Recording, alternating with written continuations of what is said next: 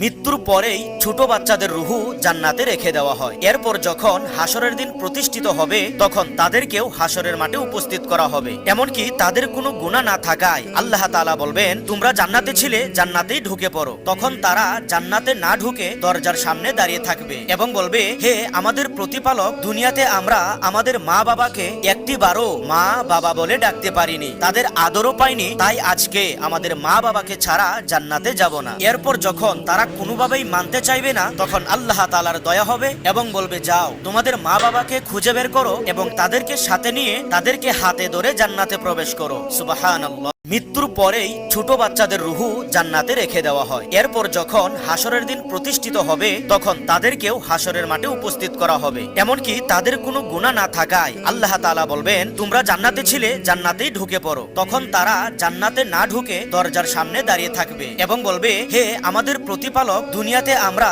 আমাদের মা বাবাকে একটিবারও মা বাবা বলে ডাকতে পারিনি, তাদের আদরও পাইনি, তাই আজকে আমাদের মা বাবাকে ছাড়া জান্নাতে যাব না। এরপর যখন তারা কোনোভাবেই মানতে চাইবে না তখন আল্লাহ তাআলার দয়া হবে এবং বলবে, যাও তোমাদের মা বাবাকে খুঁজে বের করো এবং তাদেরকে সাথে নিয়ে তাদেরকে হাতে ধরে জান্নাতে প্রবেশ করো। সুবহানাল্লাহ। মৃত্যুর পরেই ছোট বাচ্চাদের রুহু জান্নাতে রেখে দেওয়া হয়। এরপর যখন হাসরের দিন প্রতিষ্ঠিত হবে তখন তাদেরকেও হাসরের মাঠে উপস্থিত করা হবে। এমনকি তাদের কোনো গুনাহ না থাকায় আল্লাহ তাআলা বলবেন, তোমরা জান্নাতে ছিলে, জান্নাতেই ঢুকে পড়ো। তখন তারা জান্নাতে না ঢুকে দরজার সামনে দাঁড়িয়ে থাকবে এবং বলবে, হে আমাদের